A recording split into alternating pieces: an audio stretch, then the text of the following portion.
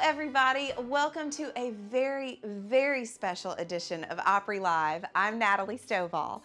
Tonight, I'm Ashley, Marty, Darius, Carly, and Luke Combs, and even our precious Circle of Wood. And for the first time ever, brought it all to London's prestigious Royal Albert Hall. Now, it was a big night and a big show, so I'm going to present it to you in two parts. Tonight is part one, and next week I'll be back with part two. So, from September 26th, 2025, here is the Opry from London's Royal Albert Hall with our very own Opry announcer Kelly Sutton and the BBC's Vernon Kay. Here at the Royal Albert Hall, 5 of country music's brightest stars are about to be joined on stage by some very special British artists for a truly historic night celebrating the centenary of Nashville's Grand Ole Opry. That's right, Vernon. For the last 100 years, the Opry has been the home of country music, as well as the world's longest-running live radio show. And now, for the first time ever, the Opry is here in London. Welcome to the Grand Ole Opry, live in London.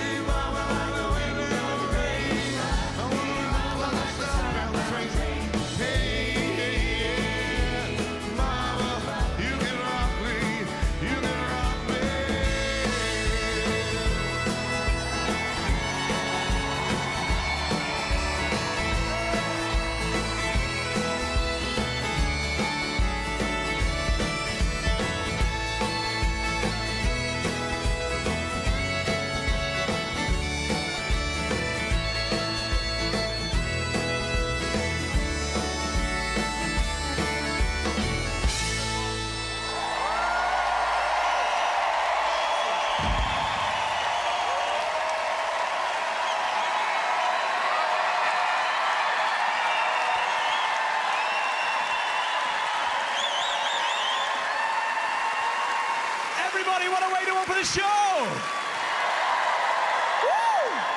Thank you to Scotland's very own Breabach and the incredible Darius Rucker for that Celtic country version of Wagon Wheel. Yes! That was so awesome. Oh, wasn't it just? Everybody, let's go. Are you ready? Welcome to the Royal Albert Hall! For the first time in its 100-year history, tonight, the Grand Ole Opry is live in London, and we are incredibly lucky, really lucky, to be joined by the Opry's very own Kelly Sutton, everyone. Come on. Thank you. Yes. And ladies and gentlemen, the one and only Vernon Kay. You know him, you love him. I am so happy to be here with all y'all, and that is the plural of y'all, if you didn't know. So, all y'all. And we have some of our favorites from the Grand Ole Opry here tonight for everyone. I went to the Grand Ole Opry. It was absolutely fantastic, everyone. There are several people in the room who've been there. Let's have a show of hands, everyone. Make some noise. Yes, yes. So you understand, you know the meaning, the true essence of what it's like to bring the Opry to London. It is so special. We're celebrating our 100th anniversary, y'all. 100 years of the Grand Ole Opry. Tonight is history in the making.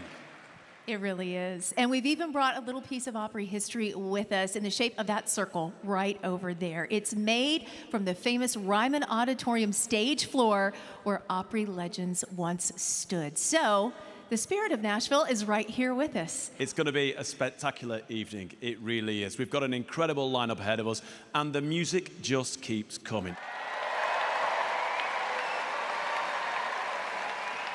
Now, there are some stars who don't just play country music, they live it. And it's a great honor to introduce our next performer, who first graced the stage at the Opry in 1972, at the age of 13, everyone. 13 years old. At that time, he was a member of the road band of bluegrass legend Lester Flatt. And not long after, he was standing on the stage with Johnny Cash himself. Please welcome Opry legend, Marty Stuart!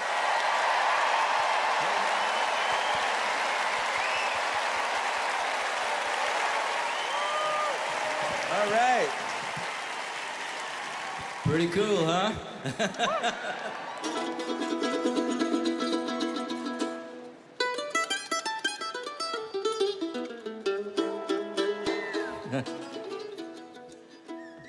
I love this hall. Emmylou Harris and I played here a while back. And the first time I played here was in the 1980s, and I was in Johnny Cash's band. And how about a hand for the man in black? It's all right. He'd appreciate it. So one thing that's the truth about country music, a lot of things change, but one thing never changes in country music. Country music and trains go together, don't you think? You agree with me? Yeah? So when we played here with the Cash Show, he played a song called the Orange Blossom Special on the harmonicas, right? Now you're supposed to play this on a fiddle, but if I played it on a fiddle, you guys would leave here screaming, so I'm gonna try it on the mandolin. Mr. Rouse's composition, it is called the Orange Blossom Special.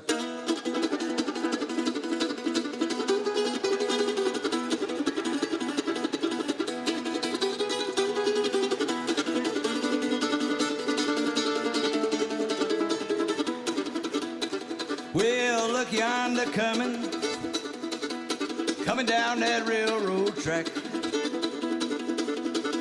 Look yonder coming down that railroad track. It's that Orange Blossom Special bringing my baby back. Well, you talk about your traveling.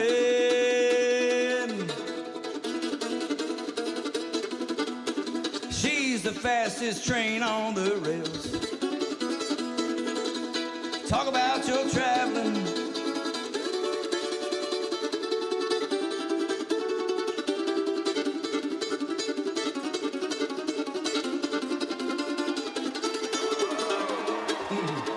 fastest train on the rails. Ride that orange blossom special, rolling down that Seaboard Trail. Seaboard Trail.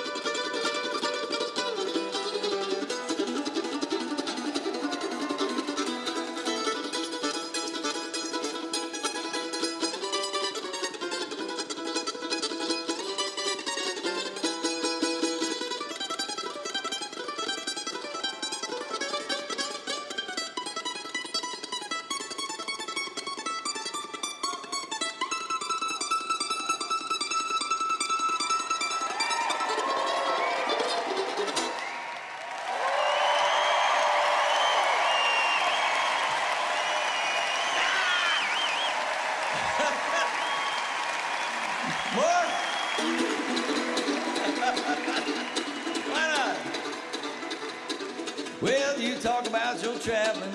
I said that already, didn't I? Going down to Florida, get some sand in my shoes. Maybe California, get some sand in my shoes. Ride that orange blossom special, lose these New York blues. Ho!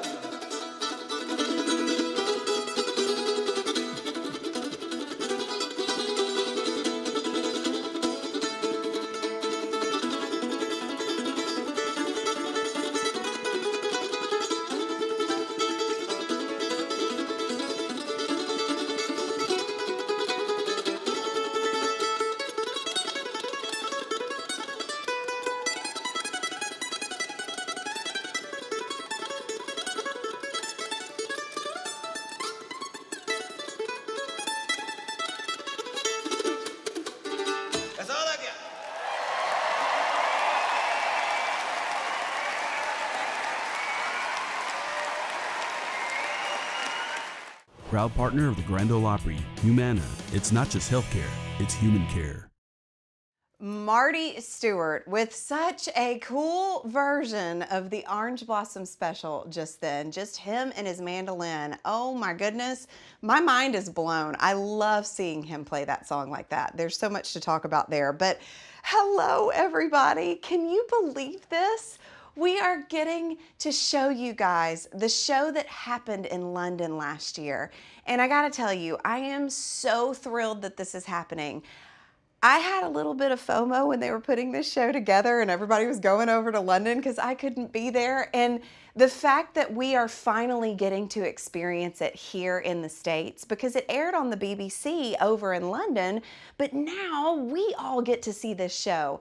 And not only did I have a little bit of FOMO when everyone was going over there, but then when everybody came back and kept talking about how great it was. So this is going to be an amazing night. It has already started out so beautifully. Breabach? Are you kidding me? I did not know those guys, but the way they started off the show, that was so beautiful, and it seamlessly wove into Darius's wagon wheel. I've never seen that type of energy with Darius doing wagon wheel. I've seen him do it so many times, but come on, twin bagpipes at the end of a wagon wheel with a fiddle.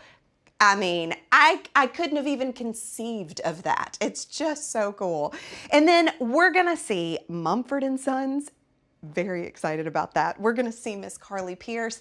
It's just, I've already got chills. It's just so cool that this is happening. And not only that, it's all happening at Royal Albert Hall. Now, this is a venue that is such a bucket list venue for so many artists. It's one of those worldwide venues that we all dream of playing. And in a lot of ways, it's similar to how everyone dreams of getting to play at the Grand Ole Opry House. It's just such a beautiful venue, but they have all kinds of different events.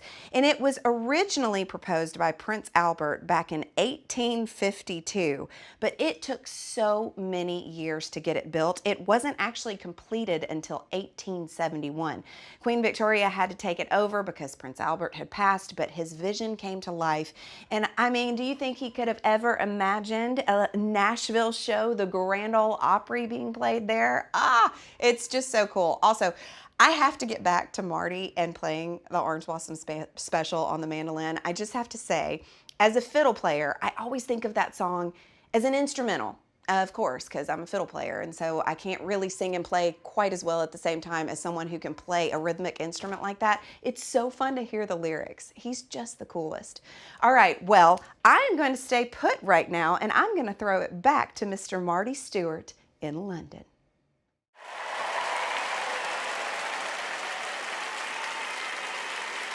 Thank you kindly. We played a concert in London 5 or 6 years ago, and I heard some of the most beautiful singing coming out of the dressing room.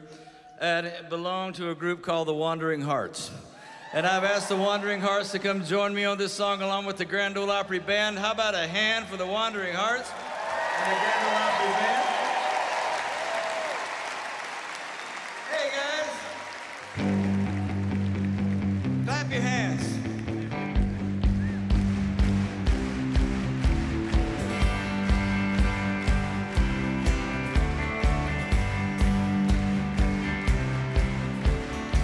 There's a girl trying to steal my heart, and I'm tempted.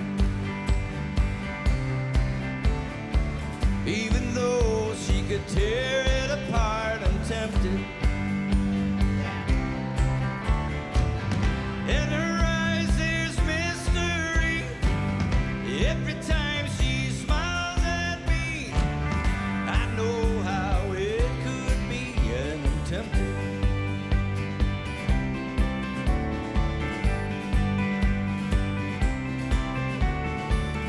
Each time she looks my way, I'm tempted. Just a little more every day, I'm tempted. It's so hard to resist the thought of her sweet kiss. Can't take much more of this, I'm tempted.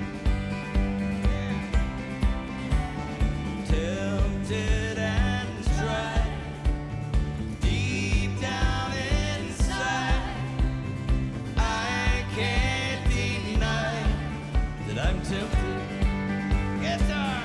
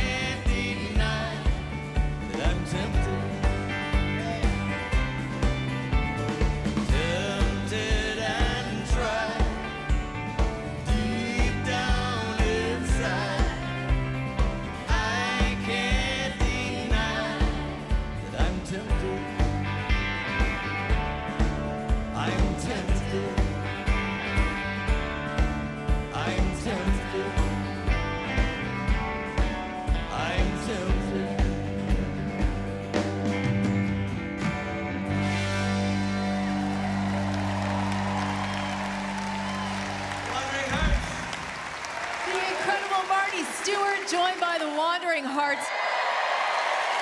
And the good stuff just keeps coming because we've got a very cool performance from a group who embody tradition and innovation all at once. Their music carries the ancient sounds of Scotland to stages around the world. They champion traditional folk and, in this case, traditional step dancing. Please welcome back Breabach.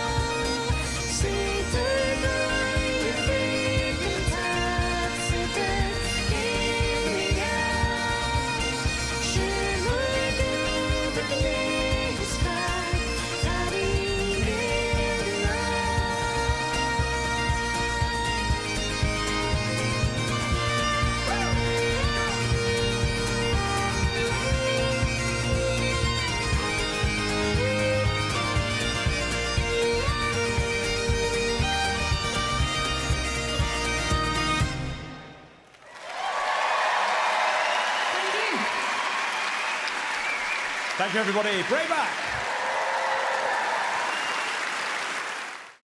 Breabach with Knees Up. What an incredible band. I am so excited to be introduced to this band because they are just so amazing. The way that they are able to combine traditional Scottish music, they're clearly influenced from Highlands and the Islands, but they also are able to combine it with these modern progressive arrangements. And I think the combination of that is so unique, and it's what gives them such a cool sound.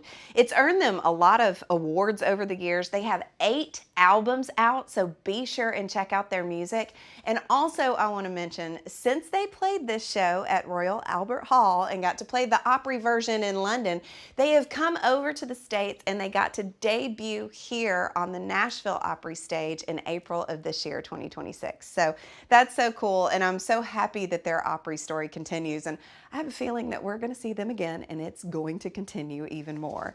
Now, I want to talk about Marty Stuart and the song that he sang. That song, Tempted, it was one of his biggest hits. It actually peaked at number 5, and it was in 1990 when he recorded it for his 5th studio album, which was also called Tempted. Now, he wrote this song with a British songwriter who is Nashville-based, and the British songwriter was Paul Kennerly.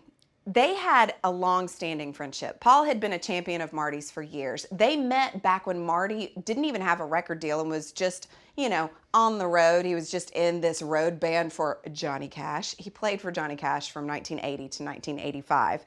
But when Paul moved to town, they wrote a lot of music together and they would jam a lot. And so Paul had at one point gotten this idea for a song and he brought it to Marty, and it was the idea for Tempted, and he had this kind of 3-chord block and he had this one line, and as soon as he told it to him, Marty was like, ooh, and then we could do this in the bridge, and then they were going back and forth, and it was one of those songs that just clicked together. And he said it was like putting a little railway set together. I love that description of writing that song. But one of the coolest stories about the song Tempted, once Marty had that song out on the radio, he was touring on it, he was touring on the album. Now, Marty toured in a 1964 Silver Eagle bus that he had purchased from Ernest Tubb. This is in the 90s, so this bus really stood out. They're on the road in Texas. They pass in the opposite direction another modern tour bus.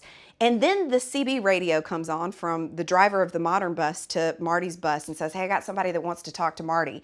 Paul McCartney's voice comes over and says, hey man, I've heard your record that you've got on the charts and it's really groovy. What? That is so cool. Only Marty Stuart. That is amazing. All right, well, I've got to go over to this TV side now, so y'all don't have to do anything and just stay put. Welcome back to Opry Live. Natalie Stovall here. If you just tuned in, your Saturday night Opry compass may be spinning a bit.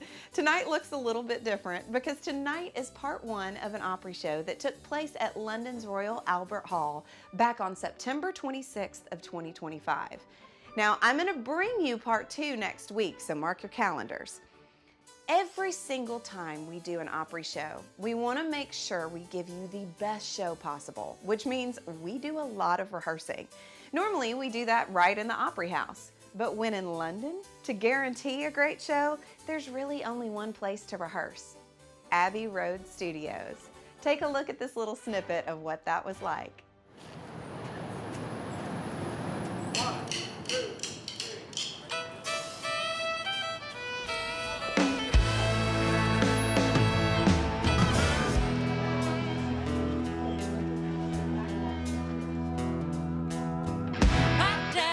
Rattlesnake preacher. My daddy was a man of God.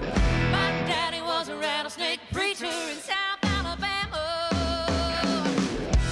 Is it your first time at Abbey Road? Yes, and I told Marty that I was nervous, and he said, as soon as you walk through the door, you won't be nervous, because it feels like a hug, and it does.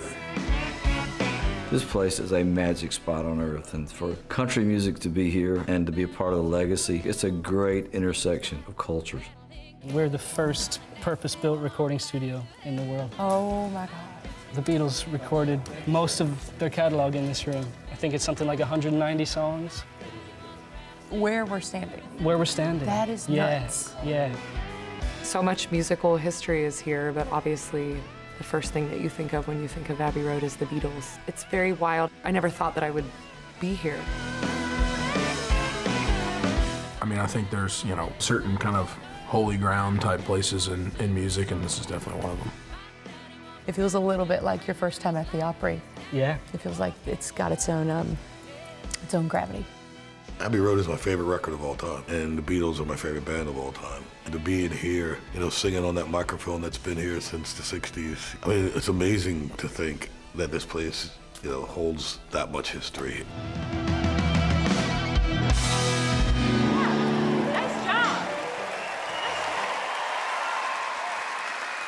Now, the Opry has always been about telling stories through song, and our next guests know a thing or two about that, Kelly. Yes, they sure do. They actually made a name for themselves performing in small London bars. Pubs.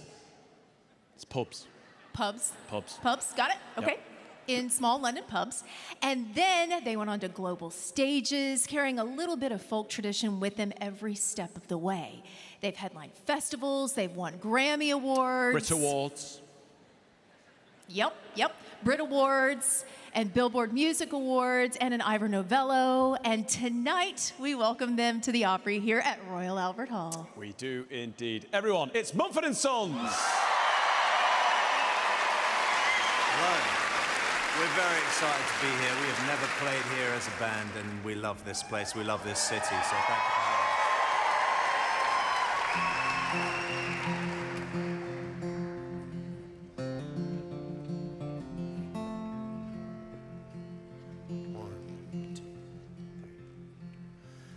Cold is the water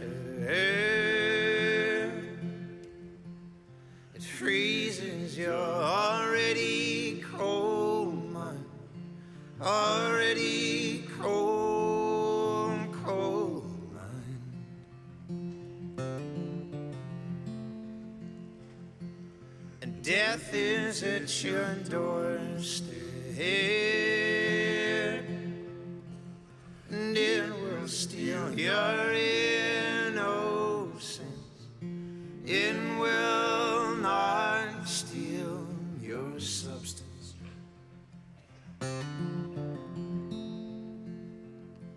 But you are not alone in this, and you are not alone in this.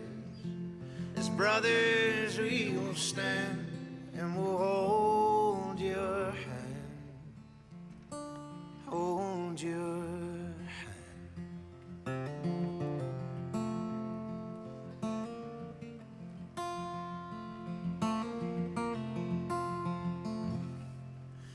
And you are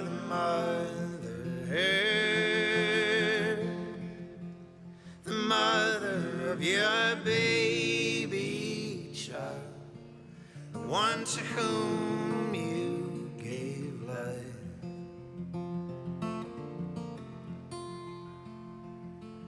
And you have your choice here, and these are what make man great. His ladder to the stars.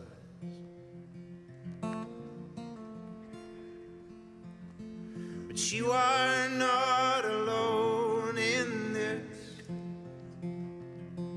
and you are not alone in this.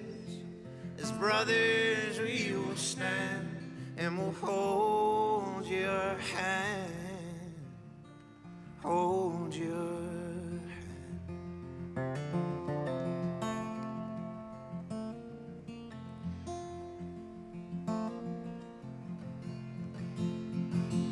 But I will tell the night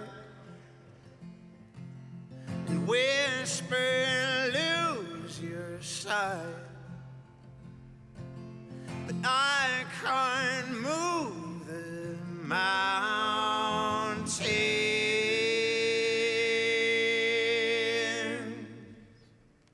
for you.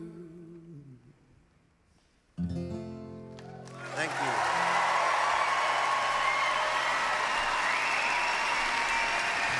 It's not testing your patience too much. We're going to sing you one more. And,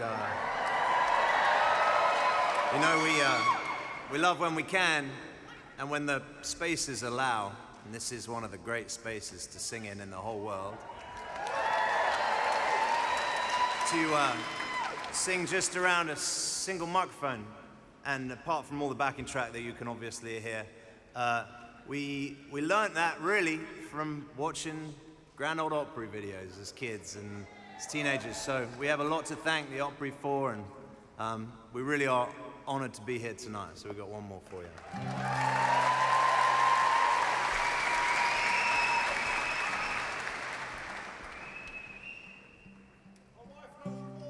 Thanks, pal. Well, I came home like a stone. I fell heavy into your arms. These days of dust, which we've known, will blow away this new sun. I'll kneel down, wait for now. I'll kneel down, know my ground. And I will wait for you. And I will wait for you. So bring my step and relent. You forgave, and I won't forget. Know what we've seen home with less. Now in some way shake the excess, 'cause I will wait for you. And I will wait for you. But raise my hands, paint my spirit gold, and bow my head. Keep my heart slow. You can sing if you like. 'Cause I will wait for you. And I will wait for you. And I will wait for you. And I will wait for you. Thank you so much.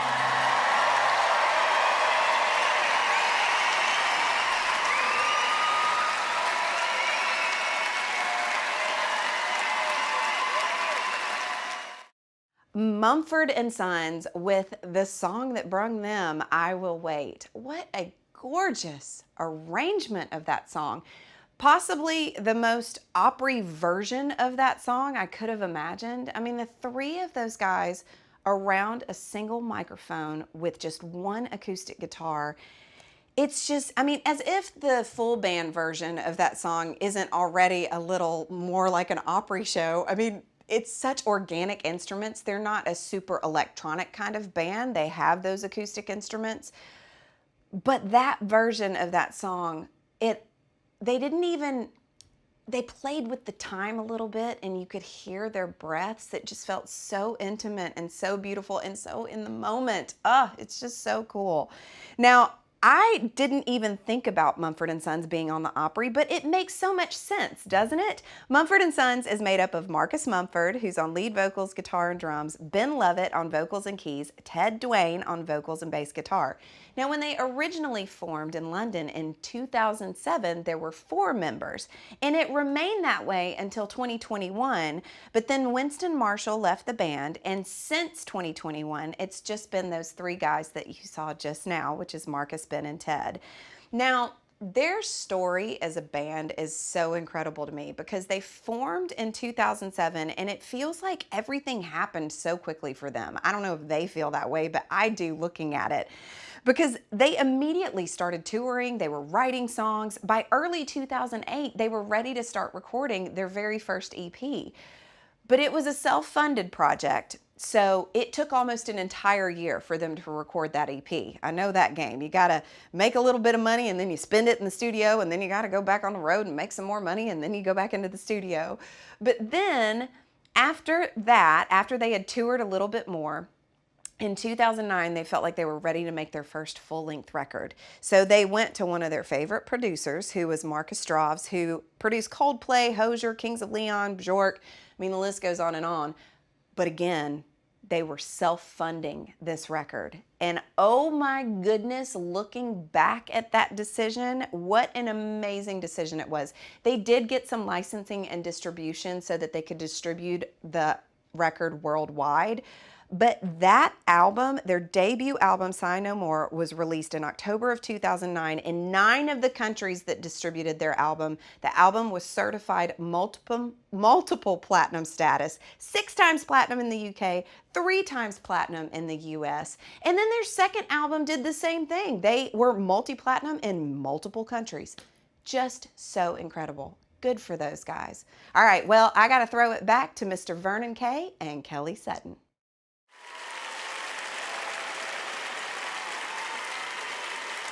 Kelly, it's a real honour for me to be stood next to you because, as we're about to see a little bit later on in the show, I spent some time with your good self at the Opry in Nashville. We had a really good time. It was great to get to know you. And you're the first permanent female host of the Opry, everyone. Yes. Yes. Thank you. Representing. We like that, Kelly. It is the honor of my life. Jeannie Seeley was truly a mentor of mine as well. She was the first female to ever host any segment on the show, and I also have some of her bling on tonight. So she is here with us tonight. We love you, Jeannie. Next up to help us celebrate is one of the Opry's brightest stars. She has won 3 Country Music Association awards, 4 Academy of Country Music Awards, and a Grammy. Kicking off with a classic song written and recorded by the Queen of Country, the one and only Dolly Parton. She has been an Opry member since 2021. Ladies and gentlemen, please welcome Carly Pearce.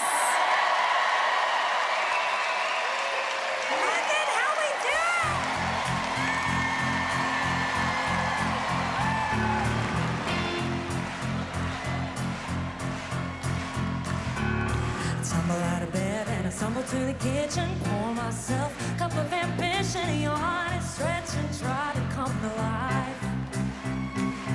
I jump in the shower and the blood starts pumping. Out on the streets, the traffic starts jumping with folks like me on the job from 9 to 5. Working 9 to 5. What a way to make a living, barely getting by.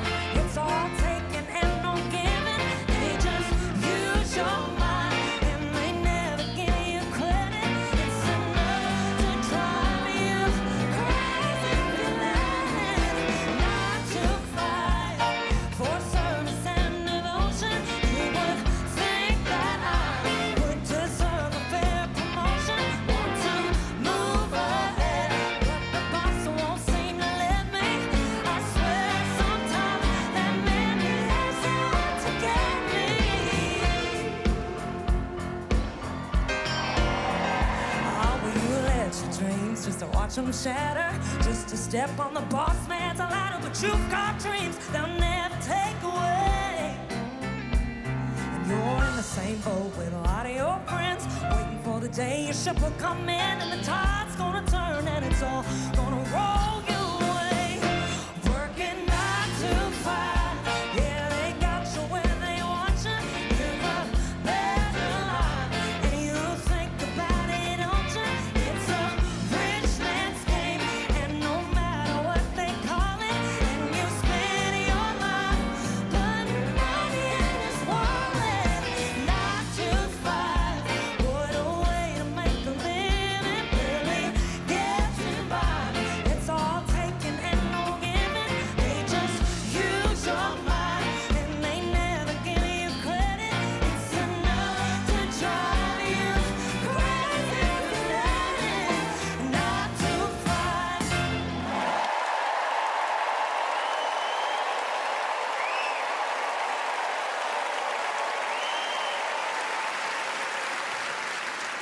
This is like a bucket list moment for me to get to play in this room. I want to tell you a little story, and I'm not about to text. I have something to show you.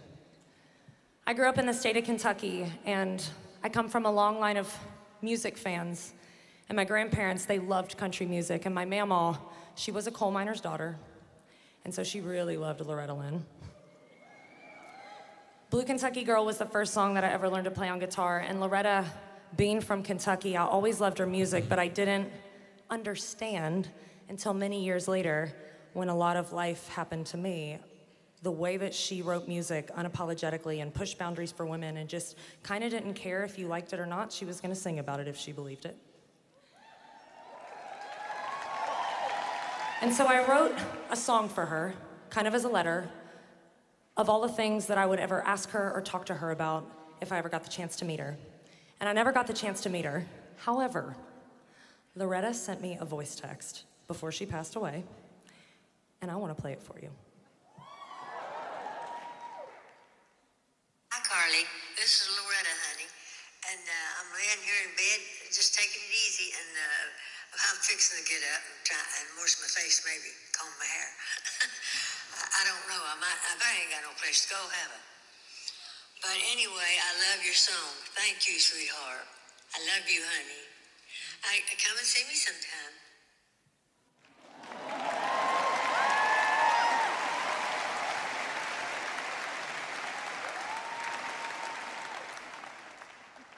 And you know, Grand Ole Opry, I always make this like really smart decision in my head where I'm like, oh, I'll play a song by myself in the circle. And now that I'm up here, I'm like, oh, I'm about to play a song in London in the circle. But I'm gonna do it for Loretta tonight because I know she's gossiping with my mamaw. She's gossiping with Jeannie, and she's one of the reasons that I'm here. So Loretta, this is for you. Dear Miss Loretta, I ain't ever met you, but I'm lonely tonight, and I just bet you might have some wisdom to pull off that shelf. Your songs were all fun till I lived them myself. I ain't a coal miner's daughter, but my grandmother was. Must be whiskey in the water, must be bourbon in the blood. I'm a long way from Kentucky, but the hurting's the same. And now I know why you sing that way. And oh, what ended up tough started out broken. What ended up lost started out hoping. A lifetime of pain was 3 minutes long, and you weren't ashamed when the world sang along. No! I ain't a coal miner's daughter, but my grandmother was. Must be whiskey in the water, must be bourbon in the blood. I'm a long way from Kentucky, but the hurting's the same. And now I know why you say that way. Dear Miss Loretta, we both grew up too fast, and I wish you could tell me how you made it last.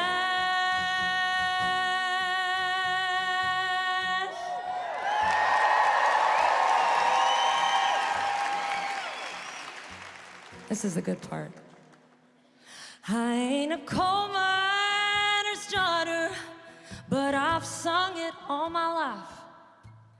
I ain't been a widow, but I've been an ex-wife. And I hear your truth, and I feel your pain. Now I know why you sing that way. Oh yeah, I know why you sing that way.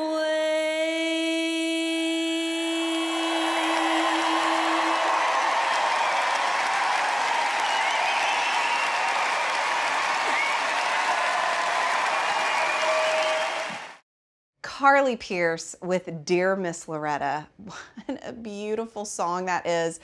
Carly right there honoring one of her heroes, and she does that so well in so many different ways in this show, doesn't she?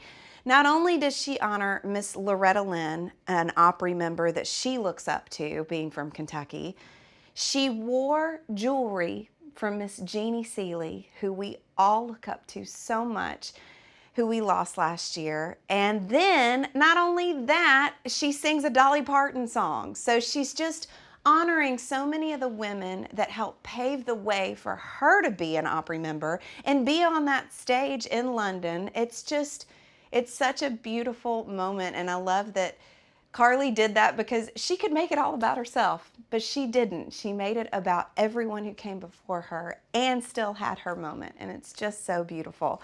Now, Carly singing 9 to 5, that was so great. I love how she got so into that second verse. She had that sass going. It was the grit in her voice. I love that.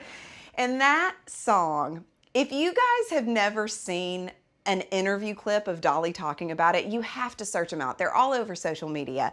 But that was, of course, from the movie 9 to 5 that Dolly was in. It was her first feature film. Jane Fonda had this idea for a movie, and she and Lily Tomlin were going to star in it. And they asked Dolly Parton to be in it, which I just think is so great. But Dolly, when she accepted, she wanted to say yes, but she said, "Can I write the theme song?" And it's like, yeah, Dolly, she already had 22 albums out at that point and 12 #1 songs. I think they were really thrilled for her to write the theme song of the movie. So being Dolly, she didn't want to be the little country singer on set that had her guitar. So she didn't bring her guitar onto set, but she got kind of into the rhythm of being on set and started getting ideas for the song. And she started to realize that her nails, when she would click them together, sounded like a typewriter. And she started making that little rhythm, the chick, chick, chick, chick, chick. And so she started writing and trying to remember the things, the little pieces that she was putting together. And then she'd get back to her hotel room at night. And she said, I would go back to the Hotel Bel Air, get my guitar, start putting the pieces together. I just made myself some coffee because I was going to spend 2 or 3 hours working on the song. I always drink coffee when I write. I do too. And I remember saying, tumble out of bed, stumble to the kitchen. What else you doing? Looked at my coffee cup and thought, I pour myself a cup of ambition. When a line like that comes, I just think, oh my goodness, that is so good. I'm so proud of myself. And then I look up and I say, hey, thank you, Lord. I like that one. That's so cute. That's so Dolly. All right. Thank you guys so much for joining us tonight. Come back for part 2 next week. I'm going to throw it back to Miss Carly Pearce in London. This is all I ever wanted to do from the time I was a little girl, and I'm just so grateful to bring something to you because you've been so good to so many of us country artists, and we're very grateful to bring you, in my opinion, the greatest thing in country music over in the States. So God bless you guys for being here with us tonight. I got one more song, and this song changed my life, and a lot of people don't know, but another guy that you're gonna see later in the show, Luke Combs. He and I co-wrote this song together. So London, if you know it, I hope that you will help me because I'm so happy now.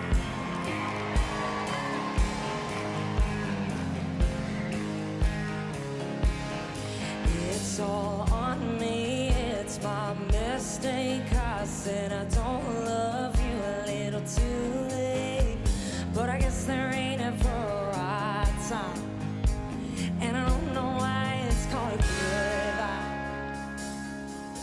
So go on my name into the ground, tell everyone you know just how I slam the door on our forever, but I promise you it's for the better. I hope you find what you're looking for. I hope your heart ain't hurting anymore, and you can move it on or figure it out, and you don't hate me somehow, 'cause I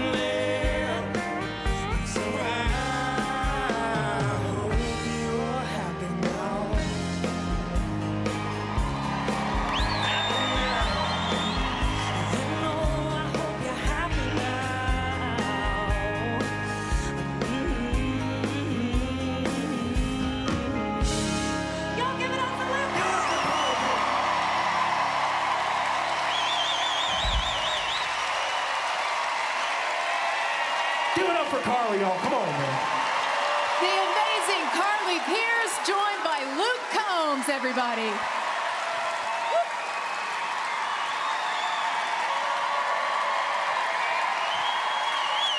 Natalie here. Don't forget to keep an eye out for part 2 of the Grand Ole Opry live in London.